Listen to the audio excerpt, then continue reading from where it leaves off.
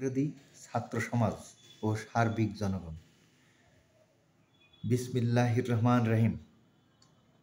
নতুন বছর, এই প্রচণ্ড শীতে আমাদের চাওয়া পাওয়ার আন্দোলন থেমে নাই। ছাত্র ও জনগণ আমরা সবাই যে যার স্বার্থ রক্ষায় ব্যস্ত। আর এই স্বার্থ রক্ষার জন্যই যত সব মনোমালিন্য ছাত্র সমাজ ও জনগণের মধ্যে। বৈষম্য বিরোধী ছাত্র আন্দোলন ও সর্বস্তরের জনতা ও সেই সাথে পলিটিক্যাল পার্টির সমর্থনেই ফ্যাসিবাদ সরকারকে হটাতে সক্ষম হয়েছে। এখানে একক কোনো কৃতিত্ব বা রোল নেই, তবে ছাত্র সমাজের ভূমিকাই মুখ্য ছিল, সেটা অনস্বীকার্য। আমি মূলত ছাত্র সমাজের বিভিন্ন কর্মকাণ্ড, বিভিন্ন সময় বিভিন্ন সিদ্ধান্ত ও তারপর সরকারের মধ্যস্থতায় সিদ্ধান্ত থেকে পিছায়ে যাওয়া মোটেই ভালো চোখে দেখছি না। তাহলে নিশ্চিত বলা যায় ছাত্র সমাজ সিদ্ধান্তহীনতায় ভুগছে। বছরের শেষ দিন ও রাতে সেটাই প্রমাণ করেছে। পরবর্তীতে মার্চ ফর ইউনিটি ভিতর দিয়ে সেটা শেষ হয়েছে। ইয়ং উপদেষ্টা ও ছাত্র সমাজের মনে রাখা উচিত, ছাত্র সমাজ মানে আপনারা একই মানসিকতার বা দলের, সেটা ভাবা ঠিক হবে না। সেখানে ছাত্রদল, ছাত্রলীগ, ছাত্র শিবির ও অন্যান্য সংগঠনের ছাত্র অবস্থান করছে। সেই জ্ঞান বা ধারণা আপনাদের অবশ্যই থাকা উচিত। মার্চ ফর ইউনিটি ফ্যাসিবাদ সরকারকে উৎখাত করা যায়, কিন্তু তাই বলে নতুন দল গঠন করে ক্ষমতায় যাওয়া সম্ভব নয়। আর এই ভোটারের বয়স কমায় 17 বা 15 বছর করলেই আপনারা জয়ী হবেন, তেমনটা ভাবাও ঠিক নয়। WHO, ওয়ার্ল্ড হেলথ অর্গানাইজেশন, বিশ্ব স্বাস্থ্য সংস্থার মতে 18 বছর পর্যন্ত শিশুই ধরা হয়। এসব কথা বলার উদ্দেশ্য, আমি একজন ডাক্তার ও শিক্ষক হিসাবে বলতে চাই, ছাত্রনং অধ্যয়নং তপ।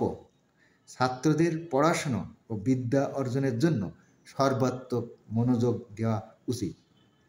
সর্বত্র এখন আলোচনায় ছাত্র সমাজ এখন ধ্বংসের পথে। পড়াশোনার বালাই আর নেই। সবাই যেন অল্প বয়সে উপদেষ্টা বা মন্ত্রী অথবা এমপি হতে চায়। আমার মনে হয় এমপি অথবা যে কোনো প্রতিনিধি ইলেকশনে যেতে হলে মিনিমাম বয়স 40-এর উপর ও মিনিমাম শিক্ষাগত যোগ্যতা অবশ্যই থাকা উচিত। এসব সংস্কারে আনা অত্যন্ত প্রয়োজন বোধ করি। এখানে প্রধান উপদেষ্টা সহ সব ধরনের উপদেষ্টাদের মনে রাখা উচিত, সব ছাত্রই রাজনীতিবিদ হবে না, তারা বিভিন্ন পেশায় মনোনিবেশ করবে। আমার ভয় হয় ছাত্ররা এখন প্রচণ্ডভাবে পড়াশুনো বিমুখ হয়ে রাজনীতি ও আন্দোলনের দিকে ঝুঁকে যাচ্ছে। এটা মোটেই গ্রহণযোগ্য নয় শিক্ষক হিসাবে। আবারও বলতে চাই, নীতি নির্ধারক হতে হলে মিনিমাম বয়স 40-এর ঊর্ধ্বে হওয়া উচিত ও মিনিমাম শিক্ষাগত যোগ্যতা নির্ধারণ করা উচিত। ধর্মের দিকে চিন্তা করলেও আমাদের নবীও 40 বছরে নবুয়ত পেয়েছিলেন।